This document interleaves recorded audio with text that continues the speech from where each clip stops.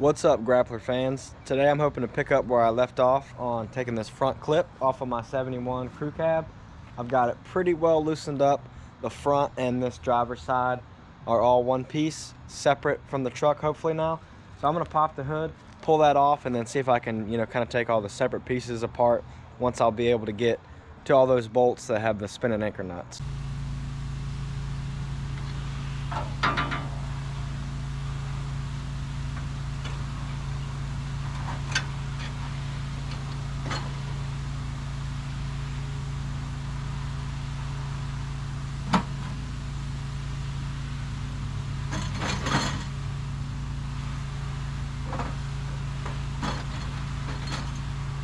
Got the bumper. My foot. Perfect. Bumper's gone. There we go. Dramatic effect. Nice. Finally making some progress. That looks crazy already. Alright, we'll take a look here. Got our inner fenders and everything exposed. You can see all those bolts came out all right, and got the ones out here luckily so I could get this out, but all these forward ones here were super hard to get to, but not anymore because now it's totally off the truck. I'm still gonna have a hard time with these guys over here. Pretty tempted to just freaking plasma cut this out right here, because if anything, if I end up needing one of these, I'll just buy a new one because this one's pretty bad anyway.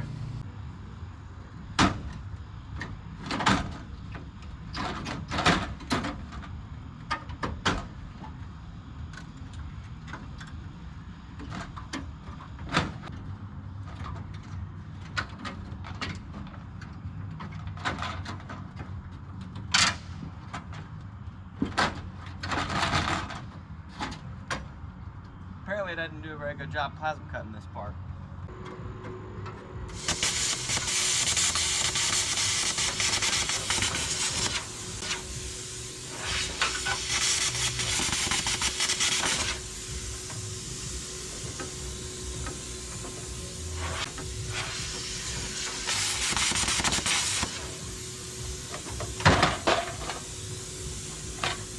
There she goes.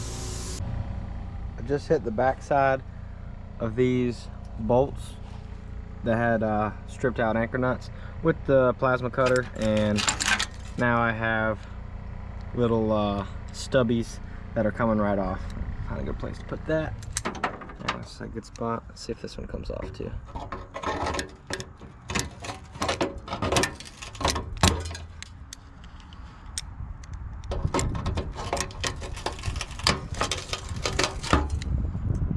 There we go.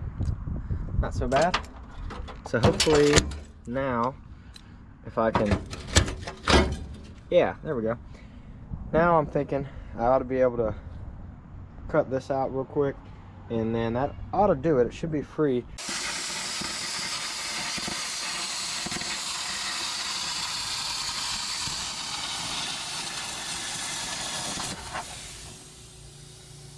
A little too fast.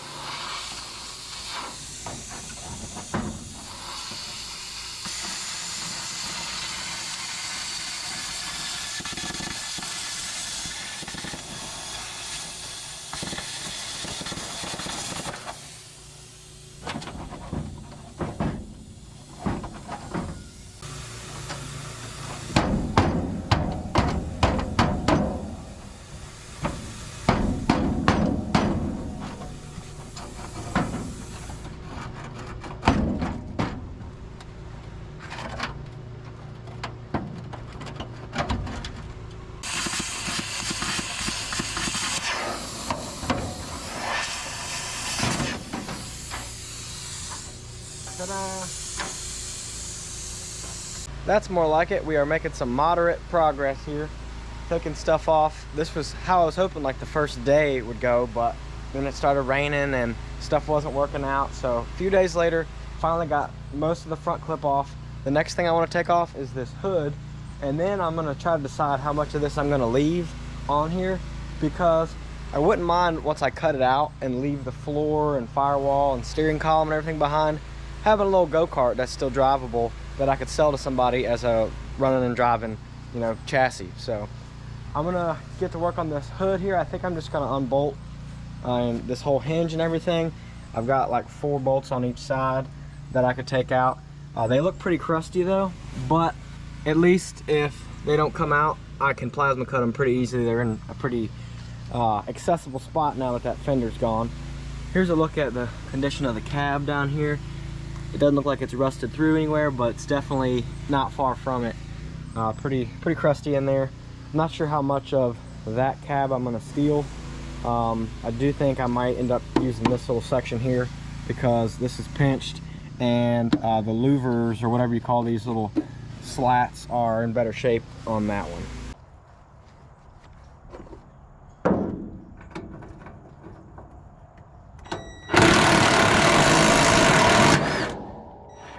Oh, that one broke. That's exciting.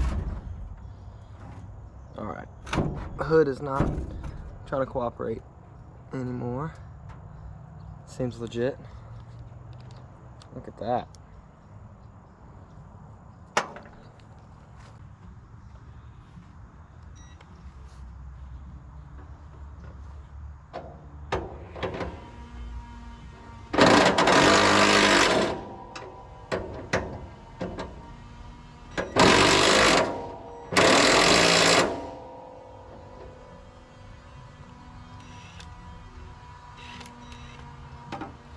Somehow I ended up tightening that. I don't know how.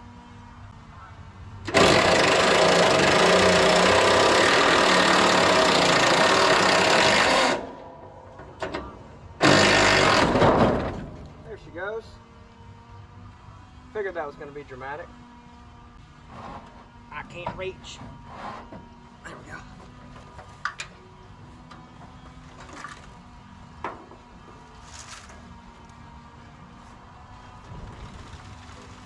Lots of rust. Just removed this bracket that goes right here to hold the inner fender on. There's a few crusty bolts that I've got down here. You can see that's one of the better ones. And this one totally snapped. That used to look like this.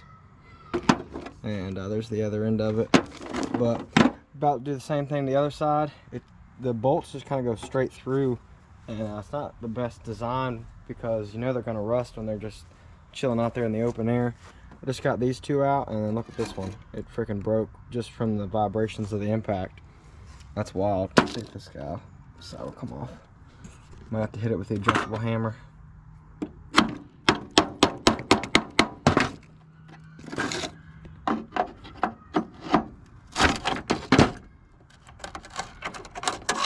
There we go.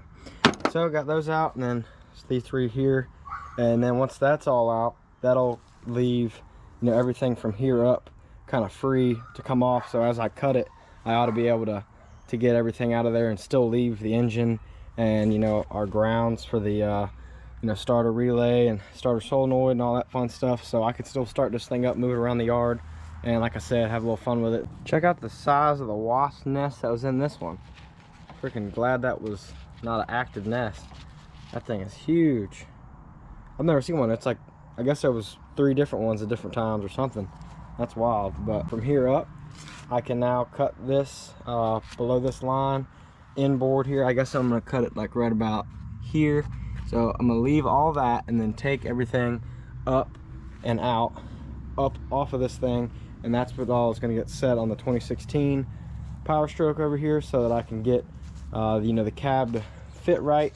Once I stretch it and all, should have a pretty functional 2016 truck without too much craziness going on, because I'm going to leave all the 2016 wiring and everything that is from here down on the firewall, the dash, everything. So this is pretty much just, you know, cutting away the physical body that doesn't have anything mechanical, electronical going on, and swapping it. Before I get carried away with taking this thing apart, that's really all I wanted to do today. And I still have some pieces that are kind of connected to each other over here. So I'm going to try to take this all apart, and I'll get these kind of neatly stowed. I may end up just setting them back on the truck. But now I'm pretty much where I want to be with being able to cut the floor out and get this thing ready for the body swap. But I do want to clean the interior out some, get those seats out. I did already, disconnect them in there in the previous videos.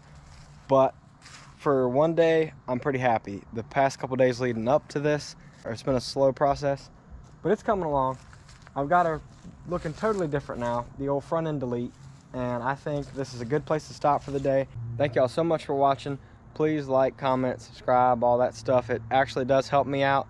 And now that I've been putting out all these videos, some of y'all are really starting to watch it. I appreciate all y'all. I see you commenting.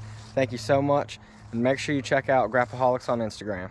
But wait, there's more! I just made a trip to Harbor Freight, take advantage of some of their Black Friday deals, and also try to get a little bit more of the stuff I needed to get started on really diving into this project. Right off the bat, I've been concerned my extension cord wasn't going to cut it for the plasma cutter and the welder, so I went ahead and got this 10 gauge 3 out, one in. It's just a 3-prong regular extension cord, but that's what my plasma cutter and welder take. So you can see here I just got the 3-prong on. Let's see, where's the plug for this guy too. So yeah, both of these just plug in regular old 3-prong stuff like a household extension cord, but the one I had was super thin. Where's that thing at? It's laying on the floor over here, but that extension cord was definitely not cutting it. Obviously it's the red piece, the yellow is my air hose. So now my air hose and extension cord will match, so that's exciting. No one cares. And I got this grinder because it was freaking $9.99, and you can't have too many grinders, especially when I'm going to be doing a little bit of cutting here and then a little bit of grinding there and just blending some stuff. So instead of swapping back and forth different cutting wheels, I'm just going to have different grinders set up because it was $9.99 like mine before. And yeah, it seems like a pretty decent little unit for 10 bucks. What else we got here? Some sockets, some impact sockets. As y'all have been seeing, I've been using just my Craftsman Chrome set, and they haven't failed me yet, but I have a feeling that either this adapter or one of the sockets is going to crack any day now, especially with temperature changing and everything. It's getting cold out. We just had a cold front come through, and I was going to get a whole set of standard and a whole set of metric, but this was like, shoot, 30 bucks, I can't remember exactly, as opposed to doing 40 for 2 separate sets, and it's pretty decent. It comes with a lot of stuff. I'm just gonna have to use the adapters on some of them because some of them are 3/8 and some are 1/2 inch, but I also bought some adapters somewhere too. Where are they at? My original plan was just to buy an impact adapter, to replace this piece, buy a black hardened adapter there, because I feel like that's going to be my weak link. But let's just get this all out here in the open and see what we got. I got some magnets for welding to kind of hold the metal in place while I tack it up. I got some UV safety glasses because the old Costas are not exactly rated for plasma cutter. Here we go.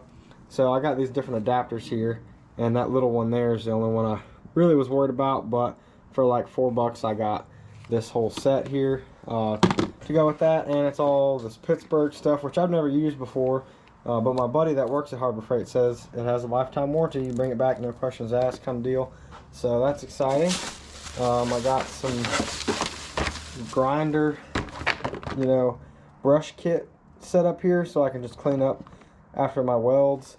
I was gonna buy a pack of these, but like a 2-pack of those was like $1 less than this whole thing that comes with all this stuff because it was on sale, so I went for that. What else is in here?